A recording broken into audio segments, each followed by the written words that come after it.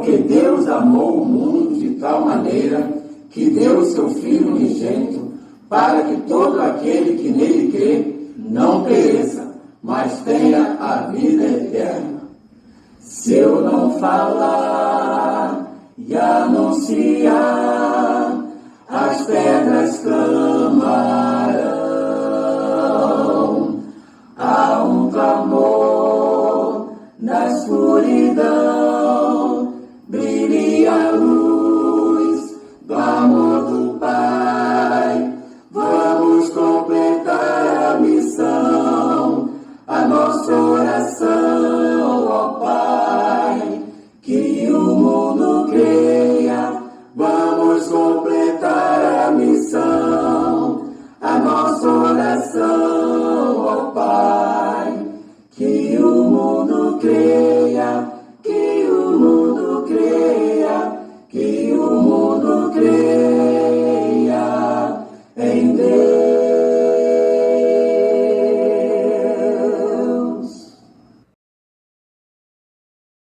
Mas a tentação de hoje, a provação de hoje é se vamos recusar ou não. O início dessa barbúdia litúrgica que as igrejas estão apresentando começou com um batimento de palma. Depois disso, agora por quê? Porque faltou alguém que diga, aqui não. Nós temos uma doutrina aqui, nós não nos alegramos com o corpo, nós nos alegramos com a mão. E outra expressão que é dita, que as pessoas facilmente, os crentes facilmente aceitam. Vamos saudar Jesus com palma, palma para Jesus. Aí Jesus não precisa de palma material. Jesus precisa, como eu falei na quarta-feira, eu quero que Moisés entenda o que é misericórdia. Porque é misericórdia que eu quero, não sacrifício. Deus não quer liturgia sublime. Deus quer dedicação, louvor espontâneo. Não porque eu canto, porque eu canto bonito, não porque eu prego, porque eu falo bonito, não porque eu recito bonito, não porque eu faço isso bonito. Deus não quer isso. Deus quer misericórdia. E a misericórdia é saber que Deus não quer nada que seja amostragem. Eu fico pensando, quando leio a parábola da figueira, não foi a parábola, não, foi uma coisa real, um conhecimento real, a da figueira frutífera. Eu fico imaginando, e às vezes surge até uma pergunta ali: por que Jesus fez a figueira secar? Por que usou o poder dele para a figueira secar? Não era tempo de figos, a Bíblia diz. E por que Jesus queria que a figueira desse figo fora do tempo? Mas só que Jesus, com os discípulos, ia passando, teve fome e viu a figueira tinha os gomos inchados, todo tipo, as folhas, todo tipo de tem figos, mostrando-se que estava no tempo de brotar figos. Jesus chega lá, mentira, a mostração da figueira. Ah, você vive para mostrar, então você vai dar mais fruto. Eu fico pensando, quantos figos o Senhor quer colher na vida das pessoas, mas quando chega perto vê que os frutos são somente a mostragem, são somente a apresentação, são somente liturgia. E ele diz assim: quero que vocês aprendam o que é misericórdia. Misericórdia é simular ao amor, até na afirmação de Paulo, nas cartas aos Coríntios, capítulo 13. Se eu tiver a língua dos homens dos anjos, não tiver misericórdia, tem versões que diz amor, tem versões que diz misericórdia, nada seria. Então eu posso fazer o que for de grandioso, mas se não tiver misericórdia, não fizer pela humildade e alegria, não estarei fazendo nada. Eu ainda fico mais, fico olhando e meditando naquele grupo que Jesus vai dizer para ele: eu não os conheço, mas mestre, em teu nome nós profetizamos, em teu nome nós fizemos maravilhas. Ora, maravilhas. E Jesus vai dizer: não te conheço. Não é que eles não fizeram, não, eles fizeram sim. Milagre não é consagração. Milagre não é escada para a salvação. O que salva o homem é a fé em Cristo, e o que o consagra é seguir o que diz a Bíblia, olhando para Jesus, autor e consumador da fé, olhando para Ele. Se o seu pai, sua mãe, seu esposo, sua esposa, pessoas muito ligadas a você, mostrar uma outra visão, você tem que rejeitar essa visão. E aí, quando Cristo diz que ama pai, mãe, filho, mulher mais do que a mim, não é digno de mim, porque perde a visão do reino. Quando nós perdemos a visão do reino, nós dizemos que aqui é o nosso lugar. E a Bíblia diz: não é aqui o vosso descanso. Aqui não é o nosso lugar. Então podemos construir o que for, podemos realizar o que for, podemos juntar um número grande de pessoas amadas, mas não vão permanecer. A consciência é isso. Então, o termo que diz assim em cima: porque as tribulações do tempo presente não são para se comparar com as glórias que há de ser revelada. Nós podemos observar, mas vamos deixar tudo isso, mas isso aí não é nada em comparação com o que está para ser revelado. E o que foi revelado a Deus através de Paulo é que não pode nem ser revelado contábil aos seres humanos, porque ele não tem capacidade de entender essas glórias. Então, eu dizia na lição passada que ninguém deixa o que quer que seja de graça. É só analisar a proposta de Jesus ao jovem rico e fazer a troca. O Senhor Jesus disse ao jovem rico que desse o tesouro dele aos pobres, desfizesse do tesouro do mundo, e ele ganharia o tesouro no céu. É a mesma coisa na nossa vida. Nós temos que decidir: ou eu estou com o tesouro do céu e já tenho a obrigação de investi-lo aqui e agora, ou vou ficar com o tesouro da terra, vou lançar meus ideais, minhas preocupações somente no tesouro da terra. É o que fez o jovem rico. E nós somos atribulados, porque somos perseguidos cada dia a esquecermos o tesouro do céu e nos inclinarmos a fazermos as coisas que enriquecem a carne.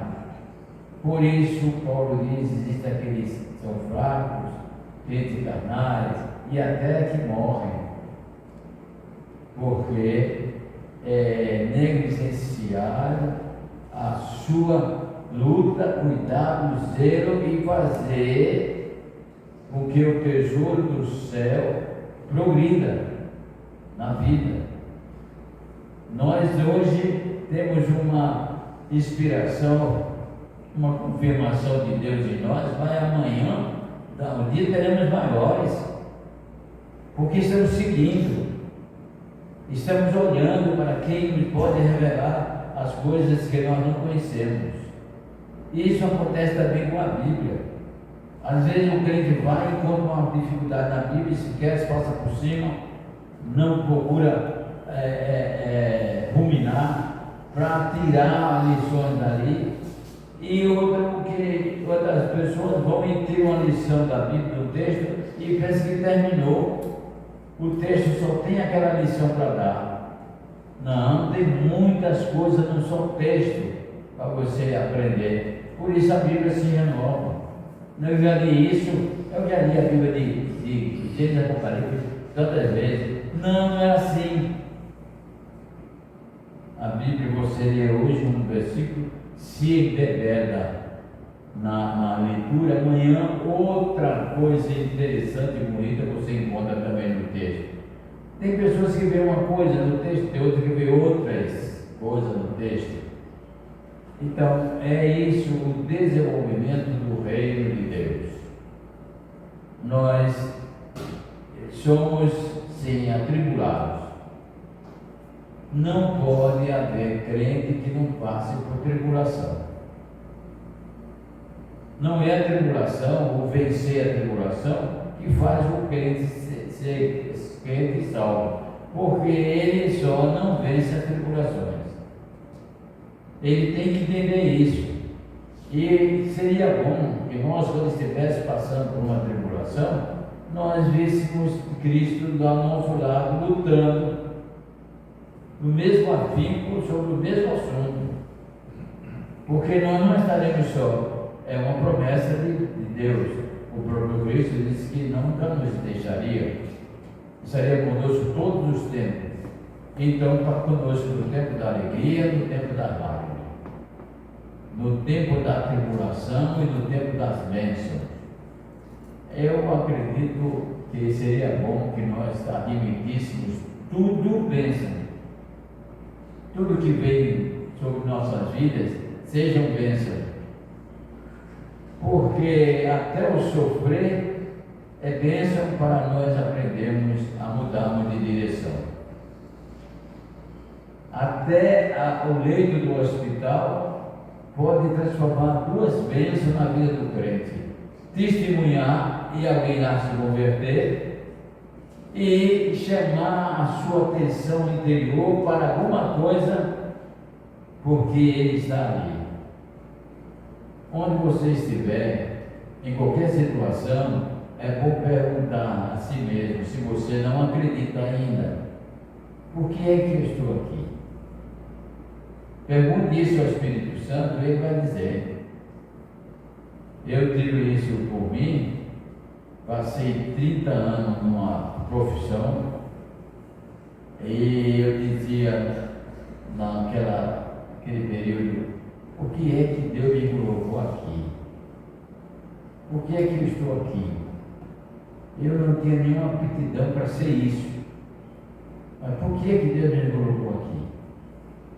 Depois que eu saí, e antes falava de Cristo, a turma lá, os 129 anos que estava sob a minha liderança, e eu só via pessoas chegarem no hospital, eu vou dizer, me abraçar, e dizer: me abraça agora não como um amigo, mas como um irmão, eu sou crente. Eu disse: e quantos foram? Aí eu disse: agora eu sei que Deus me queria ali. Nós temos que ter essa convicção de não somos seres para estarmos à toa em qualquer lugar. Deus tem um propósito em nos colocar onde quer. E eu digo, pedindo perdão à ousadia de dizer: nós somos as peças do jogo de dama de Deus. Pega a peça aqui, bota ali. Com essa daqui ele vai conseguir tanto. É assim. Eu não estou à toa em lugar nenhum. Não podemos estar à toa em lugar nenhum.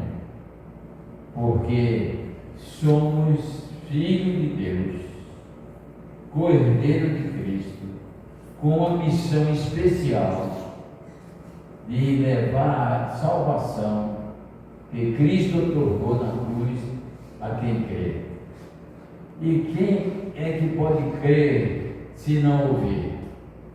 E quem é que pode ouvir se não há quem leve a palavra? Deus olha para a terra e vê a gente, sabe, tem lá. Nós temos que cumprir a nossa missão. Tem lá. É como o rico da parábola de Lázaro. Depois que viu as suas penas, as suas acusações de penas fundadas, e lá no Hades, ele olhou e implorou para os céus ao pai Abraão: Pai Abraão, faça com que Lázaro volte, ou manda alguém, ou eu volto, para dizer aos meus irmãos que ele não venha para esse lugar, porque é um lugar triste. E foi que foi dito para o pai Abraão. É a mesma coisa que Deus está dizendo àquelas pessoas que estão querendo fugir dessa angústia da morte, da angústia do pecado. Lá tem Moisés e os profetas. Lá aqui na terra, nesse momento, estamos nós. E essa é a nossa responsabilidade. O pastor. Sim. Essa colocação do senhor é muito interessante sobre quando o senhor disse que esteve numa função durante 30 anos e perguntava o que é que Deus, por que Deus me colocou aqui, por que Ele me quer aqui, e depois os frutos apareceram. O senhor esteve ali disseminando a palavra de Deus. É o que muitas vezes eu digo, tem gente que chega e faz: mas quantas pessoas se converteram no evangelismo? Quantas pessoas se converteram? A função do evangelismo não é converter ninguém, é levar essa palavra de salvação aos que estão perdidos. Se vem semeado, bem, se vem para a nossa igreja, se converte, vem aqui, seja bem-vindo, glória a Deus. Mas quantas pessoas devem estar recebendo a mensagem, não aqui estão, mas podem ter se convertido lá na frente, estão em outras igrejas. Isso é muito importante a gente ter essa concepção. Às vezes também no evangelismo a gente vai para um local, mas aqui a gente não vai encontrar ninguém. Mas a palavra diz que a gente tem que pregar o evangelho até os confins da terra. Quanto Paulo atravessou de um canto para o outro sem encontrar uma pessoa para às vezes pregar 10, 15, 30. E tantos outros apóstolos. Então, assim, independente de ter muita gente, de ter pouca gente, a gente tem que ir. O Senhor direciona. Se ali tem pouca gente, se Ele está dizendo que é ali, a gente tem que ir ali. Porque talvez a gente encontre só um. E se esse só um se converter, a festa no céu. E o alma vale mais do que o mundo todo. Então, essa preocupação de número de pessoas que gostam de honra. Existem pastores aí que fazem uma luta, uma preocupação para aumentar no ano, se converteram tanto, se batizaram tanto, às vezes são até batidos forçados, o senhor nem quer, mas não, você tem que se batizar, você tem que se batizar, e nem quer se converter. Bota a pessoa até fala: levanta a mão, e a pessoa às vezes levanta só com pressão. Não existe salvação por pressão, existe salvação por fé. Continuando aqui para ver se a gente sai dessa lição. Aí diz assim: para mantermos a presença de Cristo em nossas vidas, nos dias atuais, e só não nega as declarações de amor ao Senhor quem realmente nasceu de novo, porque assim vencerão as tribulações. Aceitar Jesus e não morrer por Ele não garante o poder de vencer as avalanches das tribulações que estão acontecendo no mundo. E conhecer Jesus Cristo, mas não ter o poder de morrer por Ele, isso nós podemos ver com Pedro. Pedro, amigo de Jesus e impulsivo para defender Jesus, cortou a orelha do servo mau para defender Jesus, e era o tal mas quando olhou, foi ver o que acontecia com Jesus na casa do sumo sacerdote, é o início do julgamento. Alguém chegou perto e disse: você também é dele, olha o seu jeito, a sua maneira de vestir, a sua maneira de falar, você também é dele. E imediatamente Pedro pensou: se eu disser sim, vou morrer. Então disse: não sou dele não. Você é melhor prestar atenção nele, porque eu não sou dele. Não conheço esse homem. Quer dizer, Pedro tinha aceitado trabalhar com Cristo, levar a palavra juntamente com ele, viu os milagres que ele fez, mas morrer por ele não. A figura das pessoas que acusaram Pedro podem ser personificadas como tribulações, e ele não venceu as tribulações, ele negou. E quando as tribulações vêm sobre nós e nós não pedimos ao Espírito Santo o poder para vencermos todas as perseguições, todas as acusações, todas as maldades que vêm sobre nós não poderemos vencer. Vai vir sempre sobre nós. E tenha cuidado dessas tribulações sutis. Tenha cuidado. Porque essa é aquilo que você, quando descobre, já tem feito. É o que Paulo diz. O que eu quero fazer eu não faço, mas aquilo que eu não quero, antes de pensar, já tenho feito. São essas. Você está entrando numa tribulação sutil pensando que está fazendo bem. Por isso eu digo, hoje as atribulações são muito mais difíceis do que antes. Quando você descobre, já tem feito. Então é necessário uma consciência e pedir ao Senhor me dá essa consciência de que estamos aqui, aceitamos Cristo e, se for necessário, estamos prontos a morrer por Ele. Porque quem tem essa estrutura espiritual não ama a sua própria vida mais do que o Mestre e está capacitado para vencer todas as tribulações. Mas, se numa primeira tribulação o crente segue, onde ele vai ganhar forças para vencer as maiores. Temos que admitir que só existe a perfeição através de prova, através de sentimento. Embora para Deus não vai ser provar ninguém. Eu sou contra esse pensamento. Deus está provando para ver se ele é capaz. Deus precisa disso.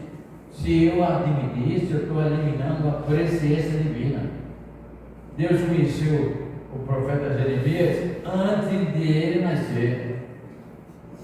E no livro Deus conhece a nossa vida toda antes de nós nascermos. Antes de nosso avô nascerem, Deus já nos conhecia.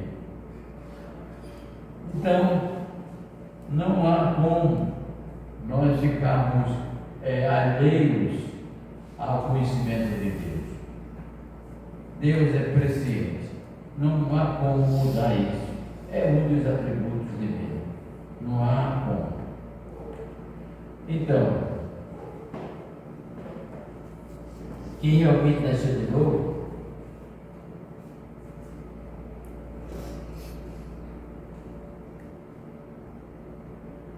aceitar Jesus e não morrer por Ele não garante o poder de vencer as aparentes tribulações que estão acontecendo no mundo. Pedro não tinha essa capacidade. Agora a gente pode dizer, Pedro, que era um apóstolo tão perto dele, não tinha essa capacidade, e nós? Mas nós sempre olhamos o lado que nos favorece. Mas se nós formos observar sinceramente, nós vamos atribuir, crer, acreditar, encontrar e saber que nós temos muito mais subsídios espirituais do que Pedro. Não quer dizer que nós somos mais espirituais, nós temos mais subsídio. Pedro ainda não tinha recebido a unção do Espírito Santo. E nós temos. Pedro só tinha a presença de Cristo e ouvia falar de Deus. Mesmo Deus aparecendo a ele em corpo fumegante, lá na transfiguração, mas ele não conhecia, tanto conhecia que eles disseram que era Moisés e Elias. Lá estava Deus, o Espírito Santo e Jesus, mas ele não conhecia, só Jesus e Deus, pelo que Cristo falava. Nós não, nós temos em nós o Pai e o Filho, e temos a doação da bênção do Espírito Santo para nos levar a toda a verdade. Temos muito mais subsídio espiritual do que Pedro. Pedro negou, não passou pela tribulação. O que acontece quando o crente passa pela tribulação? Ele cria mais raízes espirituais, mais consciência cristã. E quando não? Aí, como Pedro, chora amargamente. Então, a tribulação é um degrau que nós podemos descer ou subir. É uma escada com um degrau central. Ou o crente sobe ou desce. E não é satisfação divina que o crente desça, quer que o crente sempre suba, porque a nossa realidade, a nossa cidade, a nossa vida, a nossa fé não está embaixo, está em cima.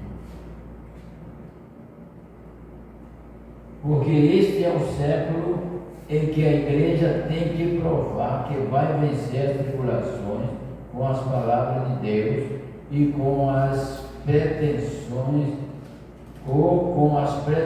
humanas. Esse é o século. A leitura que nós lemos diz: não vos conformei com este século. Não há conformação da igreja. E o que nós estamos vendo? A igreja se conformando. Nessa abertura do carnaval com a Aline Barros, estavam as moças dançando no palco, e o repórter perguntou: você não é crente? E crente dança samba? Dança, crente dança tudo. E ficou lá dançando no palco. Quer dizer, conformando-se com o mundo. O que o mundo está fazendo, a igreja quer fazer. E começa com as simples coisas. Uma barragem, ela vai explodir, ela vai mudar a cidade, vai casar mal, vai arrastar princípios. Se você vê uma fenda, não imediatamente fechar. Assim é a vida de crente, assim é a igreja. Se você deixar aquela sangria da barragem sem imediatamente fazer conserto, vai arrombar a barra. Depois, eita, quantas coisas ruins aconteceram. A igreja, pensar que encher a igreja é coisa boa,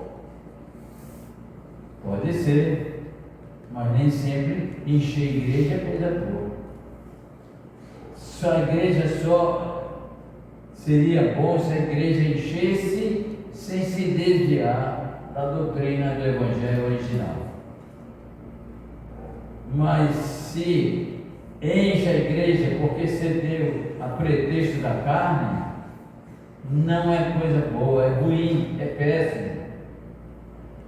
Porque é um poder, é um inchamento fora da realidade espiritual. Então, está no tempo que nós estamos vivendo. Ou nós vamos vencer as tribulações com as coisas que vêm do lado de Deus, porque Deus nos dá, permite que venha sobre nós as tribulações, mas Ele nos dá condições, se nós buscarmos, de vencermos. Nós temos que, nesse mundo, nesse século, nesses dias atuais, o que estamos observando, devemos tomar lições e dizer: tudo isso começou com simples abertura no culto, Paulo, diácono, no meio do culto, nosso de culto, está planeja, servindo água às pessoas no banco, tirando totalmente o respeito e a reverência do culto. Existe uma coisa que às vezes até é necessidade, mas eu não faço isso. Chego nas igrejas, tem um isopor com água mineral, eu água aí, eu não me sinto em disposição e admito que estarei profanando o meu culto, abrindo uma garrafa de água mineral e está tomando. Você vai numa viagem de avião 3 horas, você no avião, se for da água, mas você vai no ônibus, viagem de 3, 4, 6 horas, como eu já fiz do Rio a São Paulo, nada de água. E porque 1h30 no culto a Deus eu tenho que tomar água? Não porque tem que tomar água, porque você vai perder muito líquido e você tem que tomar água, porque não tomar água vai prejudicar o rins, tem que tomar água vai fazer isso, vai fazer aquilo. Tudo isso conversa para tirar o crente da sua intimidade com Deus no culto. Banheiro.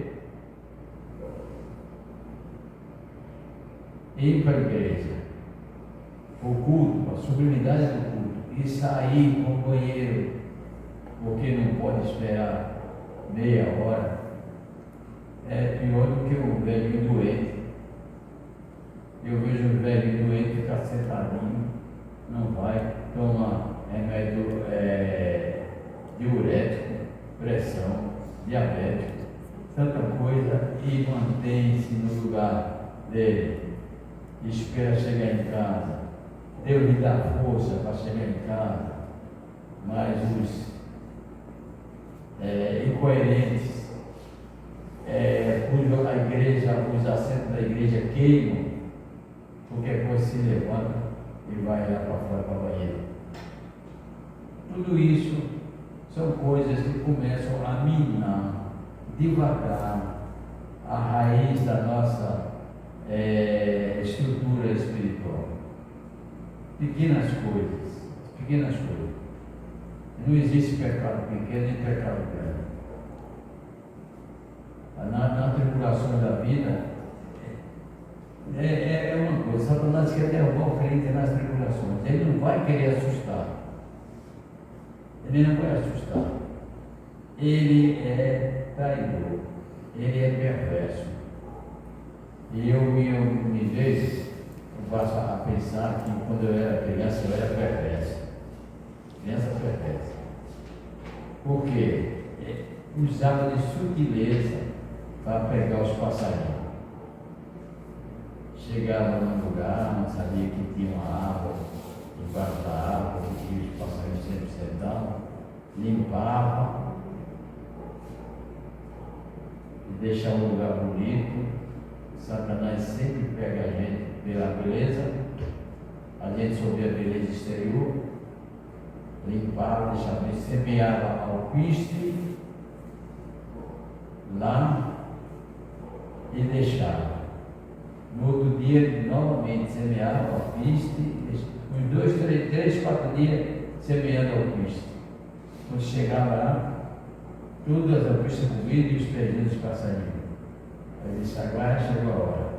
Pegava rabo de cavalo, fazia laço, batia, amarrava no pau, batia bem dentro da terra, abria os laços e colocava a comida. Os bichos já acostumados a comer ali, 4 dias comendo ali, com satisfação, nada acontecia. Aí no 5º dia ficava escondido, aí via eles descer. E a pouco, quando alguém fazia coisa normal, um gato, um cachorro, qualquer coisa assustava ele voava, mas 2, 3 ficavam presos no chão. Não podia voar porque estava com o laço no pé. Ia lá, tirava o lacinho, estava na gaiola, laço, estava na gaiola. É a mesma coisa que Satanás faz com a gente. Coloca coisa bonita na frente da gente, fácil, livre, tá? Vira malvado. Livre. Quem é que vai livrar do lado do passarinheiro? A Bíblia diz, né? A Bíblia também faz menção a isso, o laço do passarinheiro. Nós estamos andando, temos que observar que cada dia tem um laço nos nossos pés. E a nossa vida não é somente olhar para o alto, não é somente olhar para a beleza, tem que olhar para onde pisa, onde estamos andando, para quem e para onde nós vamos. Tem que ser observado isso, porque o laço do passarinheiro está ali. E quando o inimigo nos prende, ele não nos tira a vida, mas nos coloca em sua gaiola. Já pensou? Vamos imaginar a tristeza que é um crente na gaiola de Satanás. E um pássaro preso no laço do passarinheiro. O terror. E quando a gente se aproxima do pássaro para pegar com a mão, a angústia dele. Então, é isso.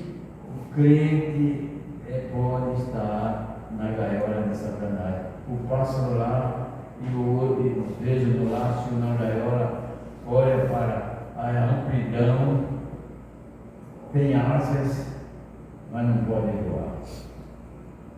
Assim mesmo é o crente preso ao desejo da carne, preso às vontades impulsivas da riqueza, presa por causa da submissão ao sexo. Querem voar, mas estão presos. É necessário saber que a vida é cheia de tribulações e que tem que ser vencida, e que você não está lutando só, você tem um exército grandioso do seu lado. É como Eliseu mostrou a Geazi, o exército de fogo que estava em derredor dos carros dos assírios, que ia invadir Jerusalém. Nós temos que ver isso. É difícil, é perigoso, é sofrível, mas tem um exército grandioso do meu lado. E eu vou vencer. Não por mim, mas quem está comigo é maior do que eles. De que todas as artimanhas de Satanás, Deus está comigo. Agora é necessário crer nisso. Cristo dizer: aquele que crê em mim, eu e o Pai viremos a eles e faremos nele morada. Aí eu pergunto: quem é que pode vencer um ser que tem dentro de si Deus e Jesus Cristo? Quem? Ninguém. Agora, a vida cristã é uma questão. Essa é a questão: crer ou não crer? Porque crer não é se acreditar apenas. Crer é conviver com aquilo, é para trazer aquela fé, para fazer parte da sua vida. Porque quando a necessidade chegar, você tem respaldo para dizer não. Ou para dizer sim. Mas se você crê, esse crer é tão defasado, eu confio sim que Deus me ama. Eu confio sim, eu confio. Você precisa confiar e crer. E crer realmente não é uma fé abstrata. Você tem que ter uma fé incorporada em você. Quando Paulo diz, não sou mais eu que vivo, mas Cristo que vive em mim, ele disse, eu tenho em mim uma fé incorporada. Mas o corpo, a carne, pode, claro, nós temos duas naturezas que podem, todas duas, ser especiais. O que faz com que a carne não seja especial é o pecado. E o que faz com que o espírito também não seja especial é o pecado. Então nós temos que vencer o pecado na carne e também as defasagens espirituais. A vida do crente não é tão fácil como muitas pessoas pensam. Você tem que entrar em guerra em dois lados e sofrer derrota, mas crer que a vitória final virá. É isso, a vida de crente. Hoje estou bem, amanhã estou mal. Tem até o hino que diz assim, eu já fui só, hoje sou temporal. É isso aqui, mas é vitorioso. É vitorioso. Olha, não querer entrar em guerra não tem vitória. Não querer lutar não tem ganho. Tem que lutar e tem que estar em guerra. E nós temos uma guerra em nós. Não podemos desvencilhar disso. A guerra é a carne milita contra o espírito. Tem uma guerra em nós. Então, nós sabemos que passamos por situações complicadas. E Satanás usa qualquer pessoa e tudo que puder para nos esfriar, fazer com que o nosso ânimo desfaleça. Veja o caso de Jó.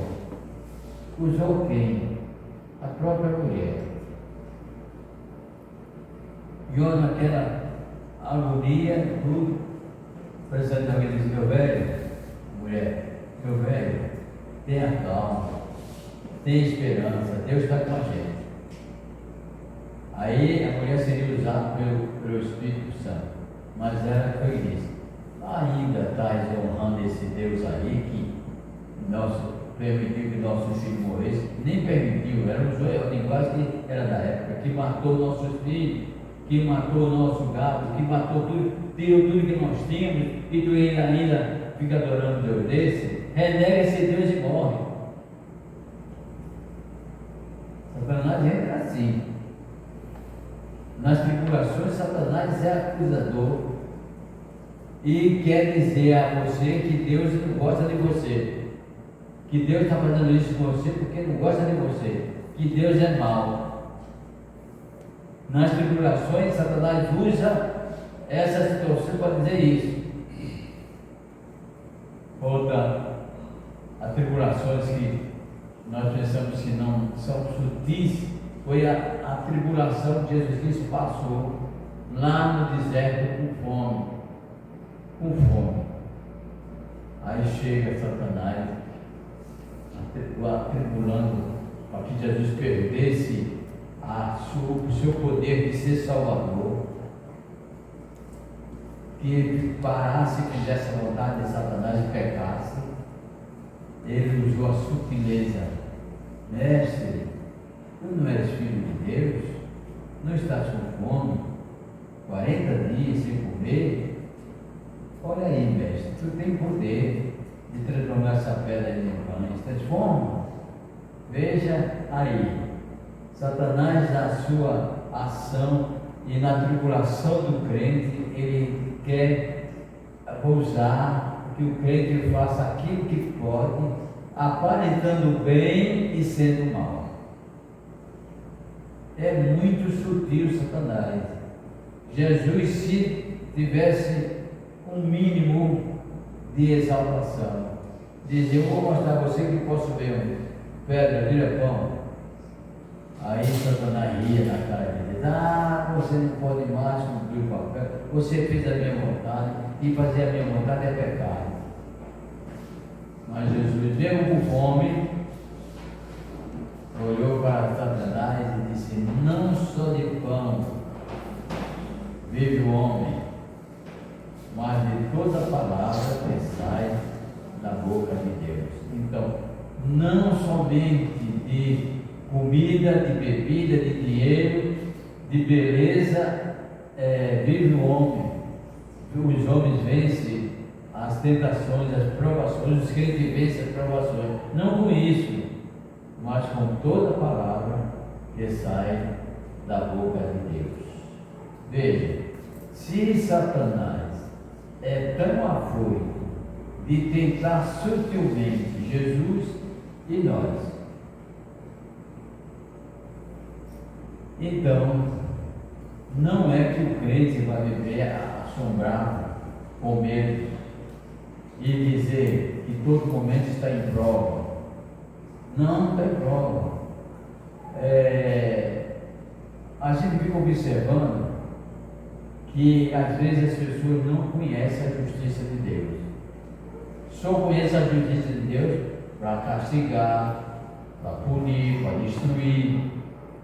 Mas na vida cristã, também eu falei um pouco disso quarta-feira, tem crente que passa um ano, a vida toda pedindo uma coisa e não recebe. Pede a igreja se reúne hora a hora e não recebe. E tem outros que imediatamente é recebida a bênção. Por que isso? Porque Deus é justo. Deus conhece aquela vida. Deus sabe o esforço espiritual daquela vida. Deus sabe a interação espiritual daquela vida com o Espírito Santo. Então Deus ouve e resolve logo. Mas o outro que está pedindo é relaxado com o trabalho. E a Bíblia diz que é maldito quem faz o trabalho do Senhor relaxadamente. Não é assim, não se preocupa com o desenvolvimento da obra, não está preocupado com a agência de Deus para salvar o mundo, nada, só pensa em receber. Então, Deus não escuta essas pessoas. Mas não é crente, pastor? Não está na igreja? Está, mas não tem intimidade com Deus. Eu sempre falo isso, é muito bom e necessário. Nós temos intimidade com Deus.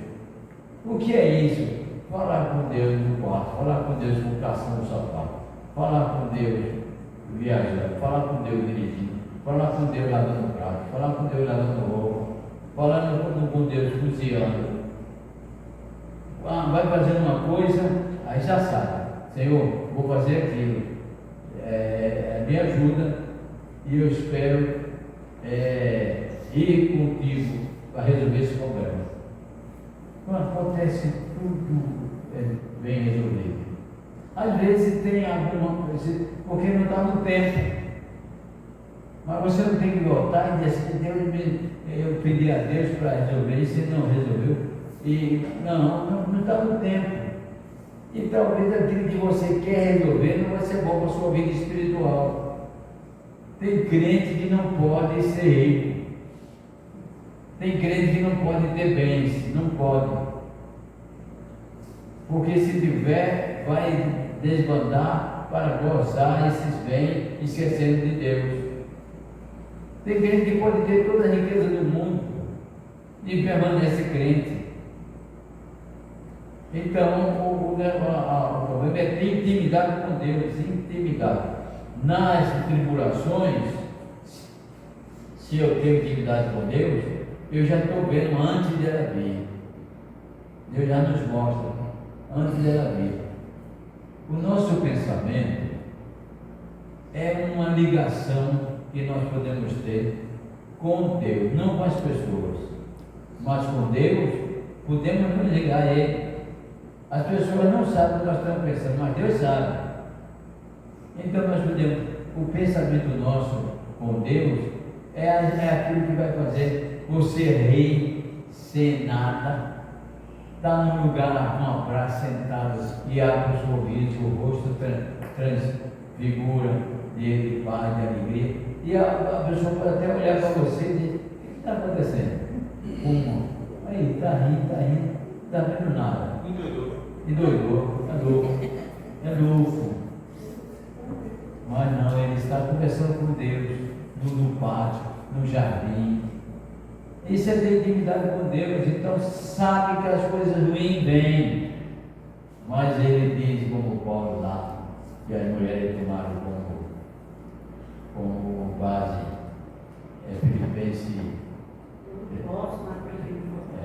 Filipenses 13, né? 13.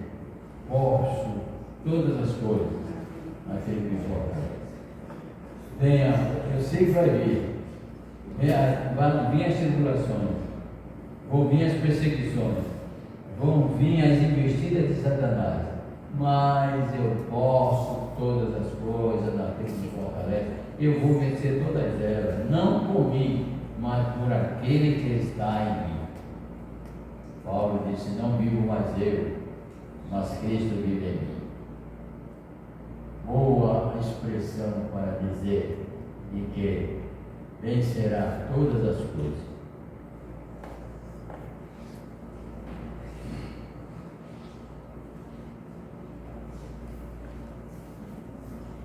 Porque este é o século em que a igreja tem que provar que vai vencer as tribulações com a palavra de Deus ou com as pretensões humanas.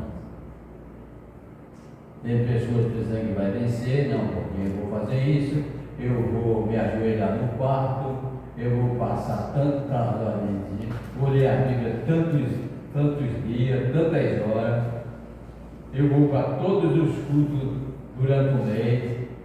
Isso é comercialização.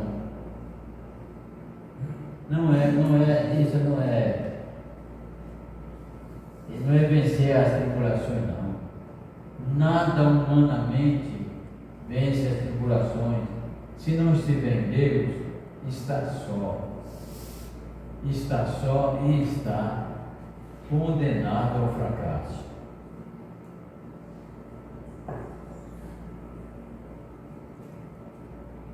Só o apego às coisas do céu capacitam as pessoas para vencer todas as perseguições.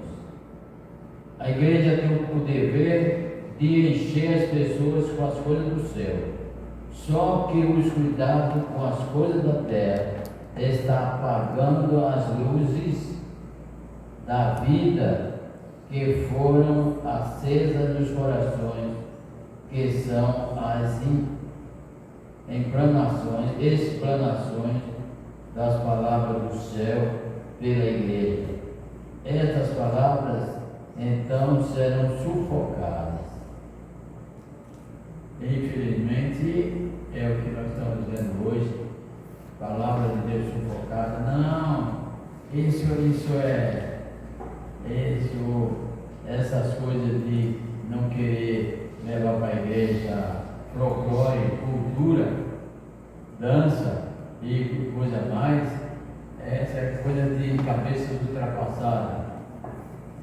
Eles entraram na ideologia de 60, quando os roqueiros apareciam, dizendo que a idade que os velhos estavam todos ultrapassados, e diziam na canção uma frase: não confie em ninguém com mais de 30 anos. Quer dizer, analisou até, descredenciou até Jesus Cristo, porque ele começou o ministério com 30, terminou com 33, até Cristo foi descredenciado pelo que eles dizem. E a sociedade, inclusive a igreja, também está seguindo esse dogma infernal.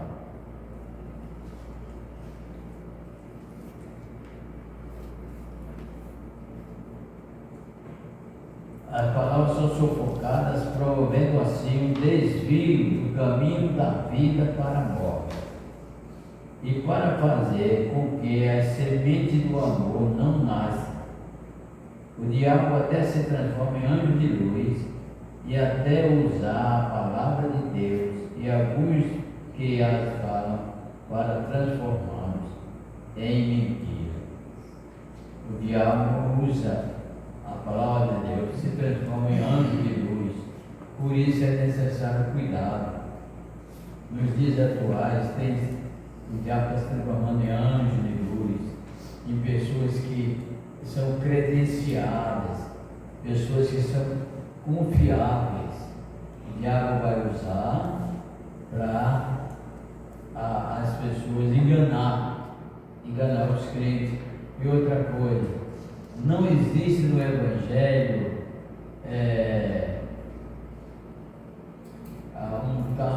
uma mitologia ou ídolo. No futebol existe, na política pode existir, mas no Evangelho não existe ídolo. O crente que tem uma dessas estrelas aí, que pode ser usada por Satanás como ídolo, está ferrado. O crente não tem ídolo com ninguém. Aí o ídolo do crente é a palavra de Deus. O crente não pode ter ninguém para ser respeitado acima da palavra de Deus. Nem pai, nem mãe, ninguém quer que seja. Tem pessoas que chegam num lugar aí, a multidão rodeia, e como Jesus disse, se o Filho do Homem vier, veio e ninguém conheceu. Mas outros dirão seu próprio nome e serão recebidos. Recebe aí rei, um presidente com honras, mas Deus não recebe. Assim mesmo é o coração das pessoas. Nós não temos ídolo nenhum. Não temos que seguir a ninguém, seguir somente a Cristo. Ouvir os ensinamentos e fazer uma análise se ele está dentro da palavra de Deus, está dentro do ensino de Cristo. Se estiver fora, rejeita. Pode ser quem seja. Isso é a estrutura da igreja. Isso é uma força da igreja. E que a igreja tem que ter isso, senão qualquer vento de doutrina vai derrubar a estrutura da igreja.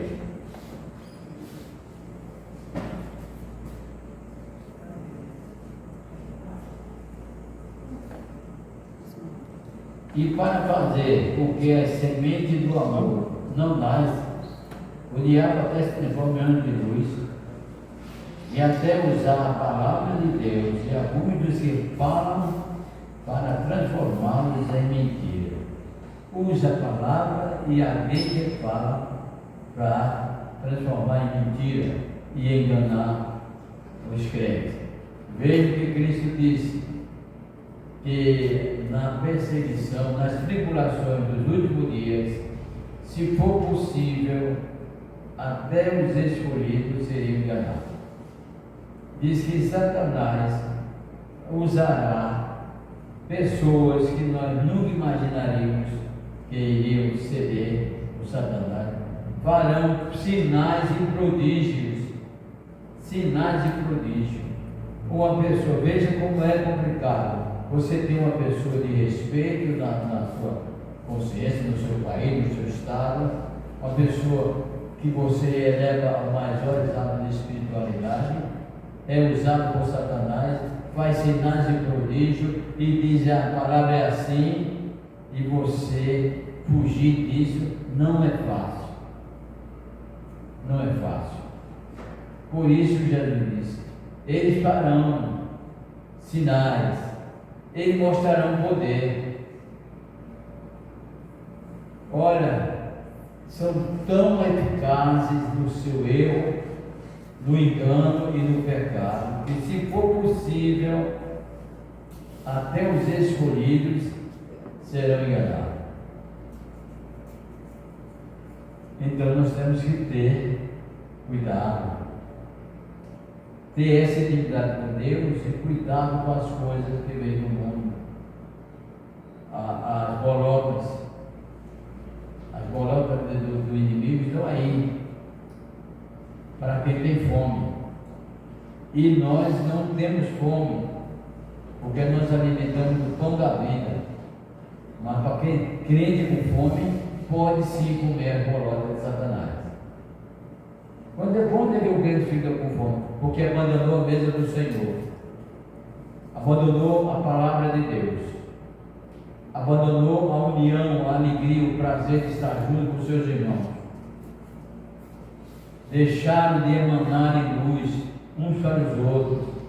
Nós somos estrelas de Deus, emanamos luz uns para os outros, na alegria de vê-lo, de abraçar, de conversar, de orar por ele. Nós, se perdemos isso, esse brilho, essa conotação de ligação espiritual, nós passaremos a ter fome.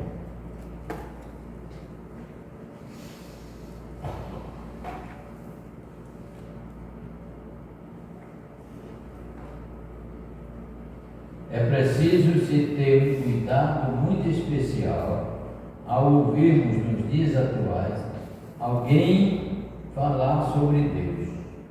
Antigamente não, era muito bom, porque a pessoa falar sobre Deus, a pessoa ficava atenta, mas hoje em dia é necessário muito cuidado de alguém falar sobre Deus e nós ouvirmos, porque é ouvindo que as palavras se fazem ações e fortaleza em nossas vidas.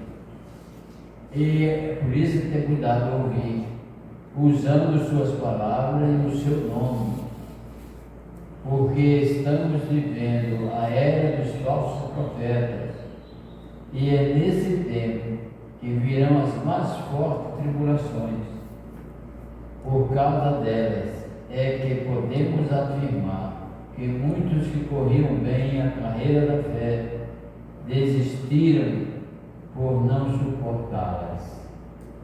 Muitos vão ser sufocados pela presença da armação de Satanás, a sutileza de Satanás armarem sobre a vida dos crentes. Se Cristo pensasse assim, todos nós estávamos eternamente perdidos, mas nada impediu que ele assumisse a cruz. A vida pode se transformar um declive para a morte, para aquelas pessoas que são vencidas pelas tribulações, porque passo a passo se aproximam da morte. Quem é vencido pelas tribulações está no caminho da morte.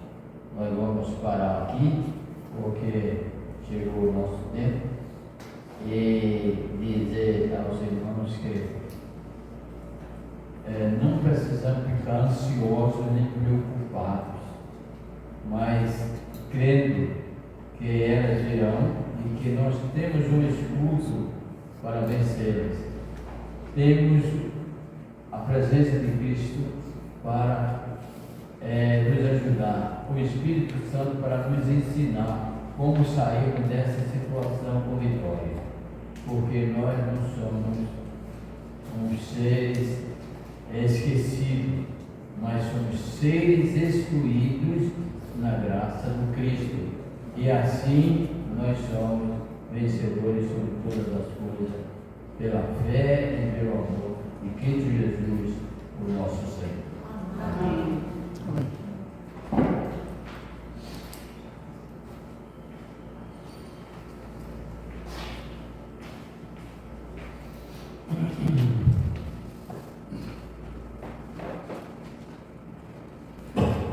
Chegamos ao final da nossa escola bíblica, e que Deus nos abençoe, que Deus nos prepare para logo mais a noite por estarmos todos aqui reunidos para o culto de louvor e adoração.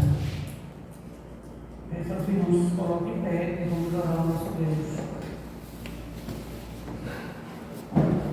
Peço a oração final. Peço a nossa irmã Vanusa.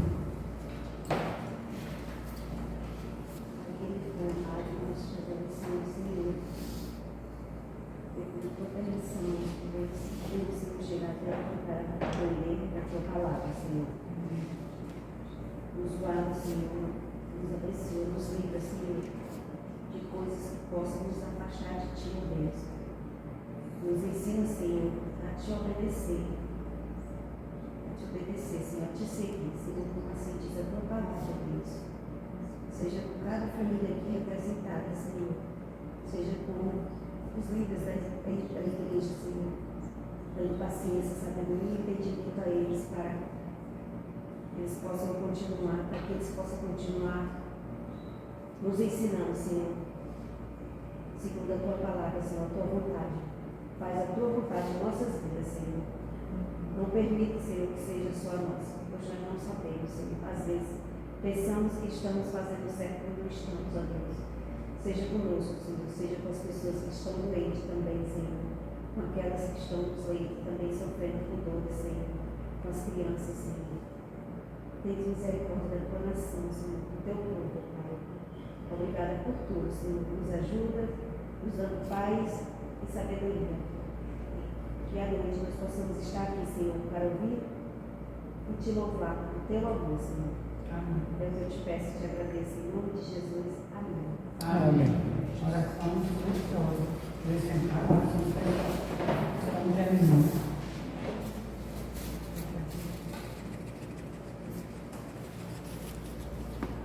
Se eu não falar e anunciar, as pedras clamarão. Há um clamor na escuridão, brilhe a luz do amor do Pai.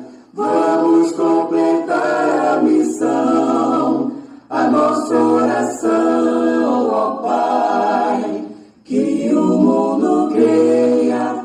Vamos completar a missão, a nossa oração, ó Pai, que o mundo creia.